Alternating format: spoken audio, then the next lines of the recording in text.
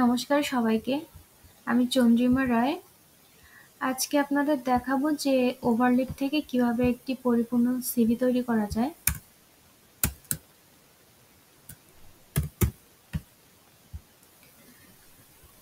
তো প্রথমে Chrome ব্রাউজারটা on করে আমরা ওভারলেপে ঢুকলাম।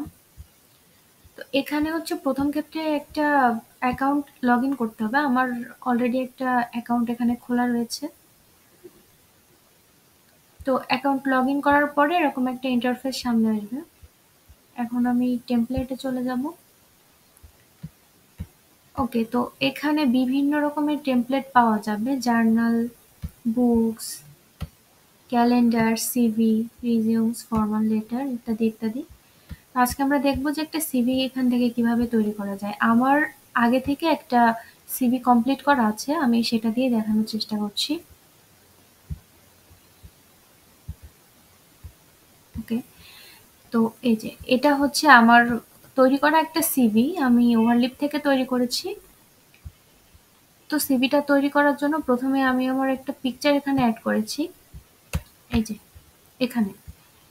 তারপর আমি আমার নাম চেঞ্জ করেছি, আমার বার্থডে ডেট, আমার স্কুলের নাম, আমার কন্ট্যাক্ট নাম্বার, আমার ফেসবুক আইডি প্রোফাইল, আমার ইমেইল, আর অ্যাবাউট মি এখানে আমি আমার সম্পর্কে বিস্তারিত কিছু তথ্য এখানে দিয়েছি আমার নিজের সম্পর্কে।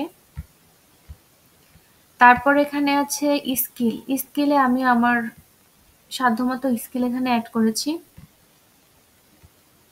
এখানে আছে ইন্টারেস্ট, আমার কোন কোন বিষয়ে ইন্টারেস্ট আছে আমি এখানে শর্ট করে সফটওয়্যার ডেভেলপার এখানে দিয়ে রেখেছি। আপনাদের মন মতো স্কিল আপনারা এখানে অ্যাড করতে পারেন।